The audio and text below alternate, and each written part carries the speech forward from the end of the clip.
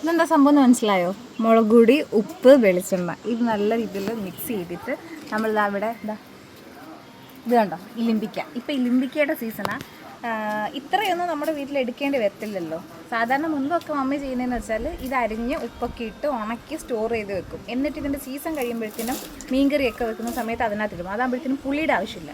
ഇപ്പം നമ്മൾ എന്താ ചെയ്യാൻ പോകുന്നതെന്ന് ചോദിച്ചാൽ അതെ ഇതിൻ്റെ ഒരെണ്ണം ഇങ്ങനെ പിച്ചിട്ട് ഒരു കൈ ഫ്രീ അല്ലാത്തതുകൊണ്ട് കേട്ടോ ആ മുകൾ ഭാഗവും കളയണം. എന്നിട്ട് ഇതിലിട്ട് നന്നായിട്ട് അങ്ങ് മിക്സ് ചെയ്യണം. ആ എരിവൊക്കെ ഇന്ന് നല്ല രീതിയിൽ കിട്ടുന്ന രീതിയിൽ മിക്സ് ചെയ്യണം. അതെ ഇങ്ങനെ. എന്നിട്ട് ഇങ്ങനെ കാണുമ്പോൾ തന്നെ വായിന്ന് വെള്ളം വരുന്നുണ്ട് കേട്ടോ. അതെ ഇങ്ങനെ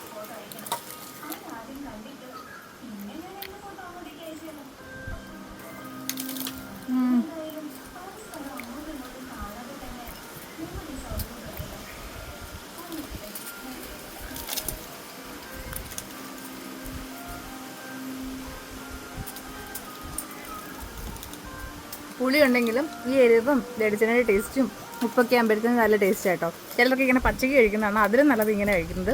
പിന്നെ ഇലിമ്പിക്ക് ഇങ്ങനെ പച്ചയ്ക്ക് കഴിക്കുന്നത് വലിയ ഹെൽത്തി ഒന്നുമല്ല, പക്ഷേ എങ്കിലും ഇടയ്ക്കൊക്കെ കഴിക്കാൻ തോന്നുമ്പോൾ ഇങ്ങനെ ഒന്ന് ട്രൈ ചെയ്ത് നോക്കണേ. അപ്പോൾ